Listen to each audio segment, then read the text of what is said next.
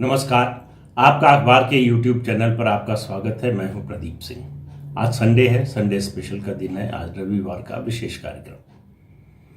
तो आज चूंकि 15 अगस्त है तो इसलिए बात 15 अगस्त की तो ज़रूर होनी चाहिए, और मैं ये वीडियो बना रहा हूं 14 अगस्त को, तो बात 14-15 अगस्त दोनों की होनी चाहिए। एक प्रश्न मैंने जब शनिवार का वीडियो में बताया था कि ये इसका विषय क्या होने वाला है। 2-3 चीज़ें।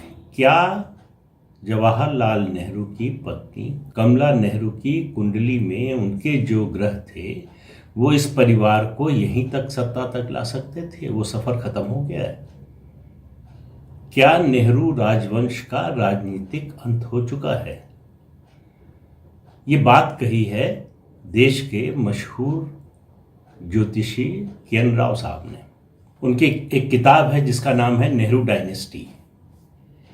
ये किताब पहली बार 1993 में छपी, फिर 94 में इसका दूसरा संस्करण आया, फिर उसके बाद 2008 में रीप्रिंट हुई, फिर 2014 में रीप्रिंट हुई, तो काफ़ी लोकप्रिय हुई किताब। इसमें पूरे नेहरू परिवार की कुंडली, खासतौर से जवाहरलाल नेहरू, इंदिरा गांधी और राजीव गांधी का बड़ा विस्तार से विश्लेषण है। और उनके मुताबिक इसमें 20% ज्योतिषीय जो है गणना है और 80% राजनीतिक और जो तथ्यात्मक इतिहास के जो तथ्य हैं उनका सहारा लिया गया है। तो ये बहुत इंटरेस्टिंग किताब है। आप लोगों में से जिनको भी रुचि हो इस विषय में जानने की ज़रूर पढ़ना चाहिए। लेकिन आज का विषय शुरू करें। 14-15 अगस्त मैंने कहा बात की, तो 14 अगस्त को क्या हुआ? क्यों आज़ादी की तारीख तय हुई 14 अगस्त? वो 15 हो गई, उस बताता हूँ कैसे हो गई, लेकिन तारीख तय हुई 14 अगस्त। तो 2 उदाहरण इसके इस बारे में, इस पूरे किस्से के बारे में राव साहब ने दिए हैं अपनी किताब में। एक उदाहरण है 28 मई 1988 का। द टाइम्स ऑफ लंदन अखबार में ब्रिटेन के राजनेता रहे, लेखक, पत्रकार सर वुड्रो वाइट ने लिखा था कि 14 मई की तारीख कैबिनेट और लॉर्ड माउंटबेटन पर दबाव डालकर तय करवाई गई। उन्होंने ये नहीं लिखा है कि किसने दबाव डाला, क्यों दबाव डाला। उसका ज्योतिषीय पक्ष जो है बाद में उभर कर आता है। उन्होंने इसके बारे में कुछ नहीं लिखा है, लेकिन उन्होंने कहा कि जब ये तारीख तय हुई तो इससे जो कांग्रेस के हिंदू नेता थे उनके मन में बड़ी चिंता हो गई। देश के ज़्यादातर ज्योतिषियों ने कहा कि 14 तारीख शुभ नहीं है, अच्छी तारीख नहीं है। लेकिन उनसे क्या कहा गया? उनसे कहा गया कि तारीख तो नहीं बदलेगी, आप इसी तारीख में कोई अच्छा मुहूर्त बताइए। तब उन लोगों ने मुहूर्त बताया रात 12 बजे का। इसलिए आज़ादी हमें रात 12 बजे मिली। तो रात 12 बजे का मुहूर्त क्यों होता है, ये राव साहब ने लिखा। ये सर वुड्रो की बात नहीं है। उन्होंने कहा कि दिन और रात और दिन का जो मध्यकाल होता है, मतलब 12 बजे रात, 12 बजे दोपहर का जो समय होता है, वो अभिजीत मुहूर्त कहलाता है। जब कोई मुहूर्त न हो, कोई अच्छा समय न हो, तो इस मुहूर्त में काम करना अच्छा होता है।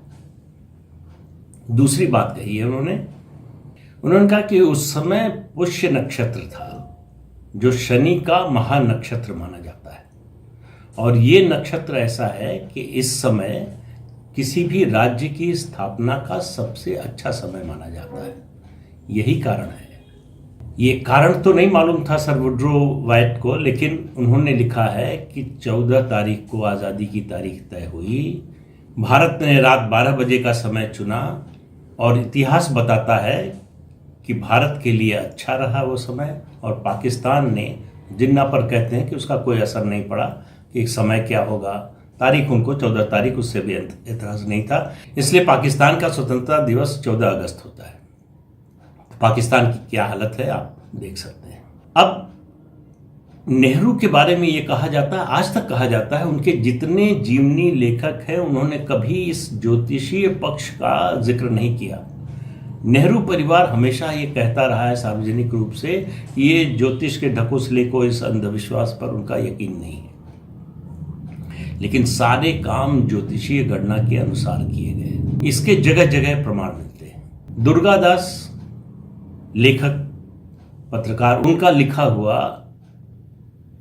राव साहब ने कोट किया है, और किस बात पर कि ये 14 अगस्त और ये फिर आधी रात का समय और ज्योतिषियों का ये, इसका नेहरू पर क्या असर हुआ। तो उन्होंने लिखा है कि नेहरू ने एक मजेदार समझौता किया। उन्होंने कहीं ये किसी उनके बायोग्राफर ने नहीं लिखा है और किसी हिस्टोरियन ने नहीं लिखा है कि उनको इस बात पर एतराज था कि भाई ये मुहूर्त वगैरह क्या होता है। तो उन्होंने किया क्या, इस मुहूर्त तक कैसे पहुंचे, कैसे कहें कि हम रात में 12 बजे जो है आज़ादी लेंगे। तो उन्होंने दोपहर में संविधान सभा की बैठक बुला ली 14 अगस्त को, और वो बैठक रात के 12 बजे तक चलती रही।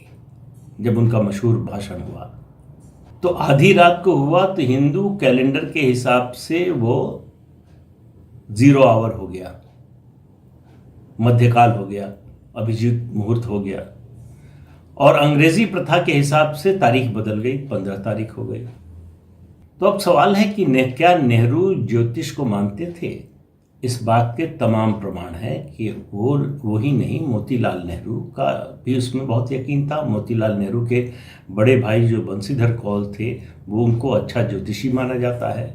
आपको याद होगा कि जो जेल से पत्र नेहरू जी ने लिखा जब राजीव गांधी का जन्म हुआ था कि कैसे कुंडली बनवाएं, किस समय का क्या ध्यान रखें, ये सब लिखी हुई चीज़ें। लेकिन नेहरू जी के जितने बायोग्राफर थे, किसी ने कभी इन बातों का जिक्र नहीं किया। अब आप देखिए कि नेहरू जी का लालन पालन किस तरह का हुआ। वो 14 वर्ष की उम्र में लंदन उनको पढ़ाई करने के लिए उनके पिता मोतीलाल नेहरू ने भेज दिया। 14 साल तक वो भारत में रहे, लेकिन किसी स्कूल में नहीं गए, कभी नहीं गए। उनको नहीं मालूम कि भारत के स्कूल कैसे होते हैं, टीचर कैसे होते हैं। भारत में उनका कोई क्लास फेलो सहपाठी नहीं है, क्योंकि स्कूल गए नहीं, और कॉलेज यूनिवर्सिटी तो लंदन से सब किया। तो जाहिर है कि भारत में उनका कोई सहपाठी नहीं था। इसीलिए शायद 30 साल की उम्र में उनको डिस्कवरी ऑफ इंडिया जैसी किताब लिखने की ज़रूरत पड़ी, क्योंकि इस देश से उनका उस तरह का साबका ही नहीं रहा लंबे समय तक, बचपन से लेकर। आनंद भवन में 42 कमरों का वो घर है, उसमें आधा हिस्सा पूरा वेस्टर्न था। विदेशी मेहमान, अंग्रेज मिलने आते थे, अधिकारी से लेकर दूसरे लोग, और आधा हिस्सा जो है वो हिंदू रीति रिवाज के हिसाब से चलता था, जिस पर जो है कमला नेहरू का एक तरह से कहें कि उनका आधिपत्य था। या आधिपत्य कहना तो ठीक नहीं, क्योंकि उस घर में उनका कभी आधिपत्य रहा नहीं। वो एक अलग कहानी है कि कमला नेहरू के साथ क्या हुआ और कैसे कैसे हुआ। इंदिरा गांधी की बायोग्राफी लिखी है डाउन मोरेस ने, विदेशी लेखक और पत्रकार हैं। उनका एक वाक्य है कि Motilal was westernised but Nehru was western, कि मोतीलाल नेहरू ने अंग्रेजी तौर तरीके सीखे, लेकिन नेहरू तो वेस्टर्न ही थे खुद ही। उनका लालन पालन, पढ़ाई लिखाई, उनके दोस्त सब विदेशी थे। तो ऐसे युवक की आप कल्पना कर सकते हैं कि शादी की बात आए तो दिल्ली के चांदनी चौक में आटा चक्की के मालिक की बेटी से उसकी शादी की बात हो। नेहरू जी की शादी अटल कौल परिवार में हुई। कश्मीर का परिवार था, दिल्ली में बस गया था, और कमला नेहरू न तो अंग्रेजी जानती थी न अंग्रेजी तौर तरीके जानती थी। उस घर में पूरी तरह से वो मिसफिट थी, और इसी वजह से नेहरू जी की दोनों बहनें विजय लक्ष्मी पंडित और कृष्णा हथी सिंह, ये दोनों ने, खासतौर से विजय लक्ष्मी पंडित ने कभी पसंद नहीं किया। दोनों को लगता था कि ये बिल्कुल जो है बेमेल शादी है। क्यों की गई फिर ये शादी हुई वसंत पंचमी के दिन 8 फरवरी 1916 को। कमला नेहरू जवाहरलाल नेहरू की उम्र में 10 साल का करीब अंतर था, लेकिन ये कोई बड़ी बात नहीं। उस समय ऐसी शादियां होती थी, अब भी होती हैं, तो उम्र की बात उतनी नहीं है। तो ये शादी क्यों हुई? उपल जयकर ने लिखा है कि ये शादी कमला नेहरू की कुंडली के कारण हुई। वंश की राजनीतिक सत्ता के भविष्य का सवाल था। अब ये राव साहब ने नहीं लिखा है, और इसके अलावा राव साहब ने इसका जिक्र किया है, इसको कोट किया है, लेकिन अब आगे जो कहने जा रहा हूँ राव साहब ने नहीं लिखा है, उपल जयकर ने भी नहीं लिखा है। तमाम ज्योतिषियों का ये कहना था कि कमला नेहरू की जो कुंडली थी उसके मुताबिक उनसे होने वाली संतान और उनके परिवार का जो है वो 3 पीढ़ी तक राज रहेगा। इसलिए भी सवाल आता है कि क्या वो समय खत्म हो गया? तो नेहरू परिवार पूरा, इंदिरा गांधी के साथ भी यही था। वो सार्वजनिक रूप से इस बात से इनकार करती थी हमेशा कि वो इस दकियानूसी इन चीज़ों में यकीन नहीं करते हैं, लेकिन इमरजेंसी के बाद जो झटका लगा उनको 1980 में आई, तो उसके बाद उन्होंने कभी ये बात नहीं कही कि उनको ज्योतिष में यकीन नहीं है। ज्योतिषियों से उनका संपर्क बढ़ता गया। खासतौर से कहते हैं, ये राव साहब ने ही लिखा है, कि माँ आनंदमयी से उनकी जब मुलाकात ज़्यादा बढ़ी तो उसके बाद से उनकी सोच में ये परिवर्तन आया। लेकिन आज भी नेहरू परिवार का कोई अब ये राव साहब ये सवाल भी उठाते हैं कि आखिर इतने लोगों ने जो है बायोग्राफी लिखी, नेहरू पर किताबें लिखी, इंदिरा गांधी पर लिखी, इस परिवार पर इतनी किताबें लिखी गई, कहीं कोई जिक्र क्यों नहीं आया कि ज्योतिषीय गणना के हिसाब से तमाम फैसले लिए गए इस परिवार में? अब राव साहब जो अपनी किताब के कंक्लूजन में कहते हैं, उसका निष्कर्ष निकालते हुए वो कहते हैं, ये कहना गलत नहीं होगा कि नेहरू राजवंश का अंत हो गया है। उन्होंने कहा कि राहुल गांधी और प्रियंका वाड्रा की कुंडलियां उनके पास नहीं है, लेकिन उनके परिवार के बाकी लोगों की कुंडली के आधार पर जो उन्होंने गणना की है उसके आधार पर उनका ये कहना है कि परिवार के दूसरे सदस्यों के करिश्माई राजनेता होने की संभावना बिल्कुल नहीं है। उनके मुताबिक राहुल और प्रियंका अगर किसी गैर राजनीतिक क्षेत्र में मशहूर होते हैं, नाम कमाते हैं, प्रतिष्ठा कमाते हैं, जिसमें भारत के लोगों का संबंध न हो, तो देश के लोगों को खुशी होगी। फिर वो संजय गांधी के पुत्र वरुण गांधी के बारे में भी कहते हैं। उनका कहना है कि शिक्षा के क्षेत्र में जा सकते हैं, एकेडमिक्स में जा सकते हैं, लेकिन राजनीति में इनकी कोई गति नहीं है, इनका राजनीति में कुछ नहीं होने वाला है। हालांकि उनकी माँ मेनका गांधी बहुत प्रयास करती रही। एक समय वो वरुण गांधी को उन्होंने, बल्कि 2016-17 की ही बात है, कि उत्तर प्रदेश के मुख्यमंत्री के रूप में प्रोजेक्ट करवाने की भी कोशिश की। और वरुण गांधी के दिमाग में अब भी है, वो बल्कि पूरे परिवार में ही है, जो मानकर चलते हैं कि हम तो पैदा ही हुए हैं इस देश पर राज करने के लिए, कोई और कैसे राज कर सकता है। यही सोच है जो इस परिवार को ये स्वीकार नहीं करने दे रही है कि कोई और भी प्रधानमंत्री बन सकता है। एक साधारण व्यक्ति, गरीब व्यक्ति भी इस देश का प्रधानमंत्री बन सकता है और उनको 2-2 बार हरा सकता है। तो इस परिवार के राजनीतिक जीवन का अंत हो गया है, ये तो ज्योतिषीय गणना कह रही है।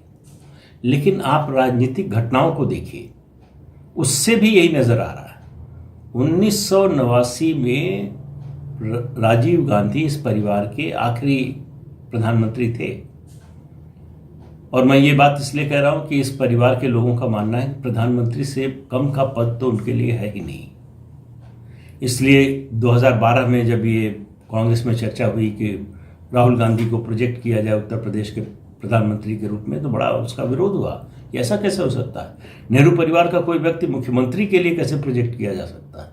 इसी तरह से 2017 में जब प्रशांत किशोर रणनीतिकार बनकर आए तो वो चाहते थे प्रियंका वाड्रा को प्रोजेक्ट किया जाए मुख्यमंत्री के रूप में, नहीं तैयार हुए परिवार के लोग। तो प्रधानमंत्री से कम कुछ भी स्वीकार नहीं है, और प्रधानमंत्री पद उनको लगता है कि वो एंटाइटल्ड है इसके लिए, वो इसीलिए उनका जन्म हो रहा है इस देश में, इसीलिए हैं वो उस परिवार से अगर कोई कुछ बनेगा तो प्रधानमंत्री ही बनेगा। लेकिन इस बात को 32 साल हो गए और जो स्थिति है वर्तमान राजनीतिक परिस्थिति, ज्योतिष को छोड़ दीजिए एक बार के लिए, उसमें दूर दूर तक नजर नहीं आता कि इस परिवार का कोई व्यक्ति प्रधानमंत्री बनने वाला है भविष्य में। तो क्या नेहरू परिवार की राजनीति का या राजनीतिक वंश का अंत हो चुका है? क्या के.एन. राव साहब की भविष्यवाणी सही साबित होने वाली है? वर्तमान राजनीतिक परिस्थितियां और ज्योतिषीय गणना दोनों इसी ओर इशारा कर रहे हैं, बाकी तो राम जाने। तो अगले अंक में फिर मिलेंगे, तब तक के लिए इजाज़त दीजिए। नमस्कार। जाते जाते आपको याद दिला दें कि ये चैनल देखिए, शेयर कीजिए और सब्सक्राइब ज़रूर कीजिए। नमस्कार।